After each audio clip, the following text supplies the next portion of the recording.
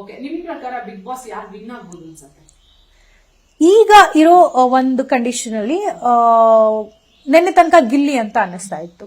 ರಘು ಅವ್ರನ್ನ ನೋಡಿದ್ರು ತುಂಬಾ ಸ್ಟ್ರಾಂಗ್ ಅಂತಾನೆ ಅನಿಸ್ತಿದೆ. ಬಟ್ ನೆವರ್ ನೋ ಯಾರು ಹೆಂಗ್ ಆಡ್ತಾರೆ. ಒಂದೇ ಒಂದು ಪ್ರೋಮೋ ನೋಡಿ ಡಿಸೈಡ್ ಮಾಡ್ಲಿಕ್ಕೂ ಆಗಲ್ಲ. ವಾರದಲ್ಲಿ ಒಂದು ದಿನದಲ್ಲಿ ಬಿಗ್ ಬಾಸ್ ಚೇಂಜ್ ಆಗುತ್ತೆ.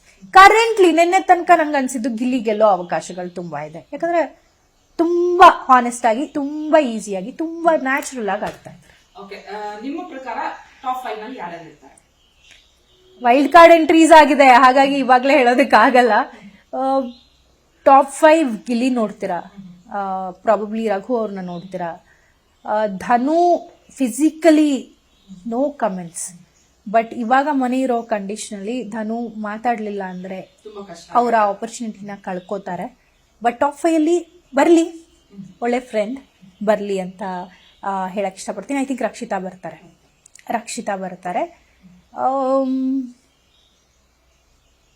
ಸದ್ಯಕ್ಕೆ ಟಾಪ್ 4 ಹೇಳ್ಬೋದು ನಾನು. Okay, is last question. ನಿಮಗೆ ಅನ್ಸುತ್ತಾ ಈ ಸೀಸನ್ ಸ್ವಲ್ಪ ಫೀಮೇಲ್ ಡಾಮಿನೆಂಟ್ ಸೀಸನ್ ಅಂತ ಹೇಳ್ಬಿಟ್ಟು? Female dominative season ಆಗ್ಬೋದಾಗಿತ್ತು, but change ಆಗಿದೆ ಈಗ. ಒಬ್ರಿಂದ ಫೀಮೇಲ್ ಡಾಮಿನೇಟೆಡ್ ಅಂತ ಹೇಳೋದಕ್ಕಾಗಲ್ಲ. ಇವಾಗ ಅವ್ರಿಗೆ ಎಷ್ಟು ನೆಗೆಟಿವ್ ಹೊಡಿತಿದೆ ಅಂತ ನೀವೇ ನೋಡ್ತಾ ಇದ್ದೀರಾ. It is not female dominant, it is a personality show.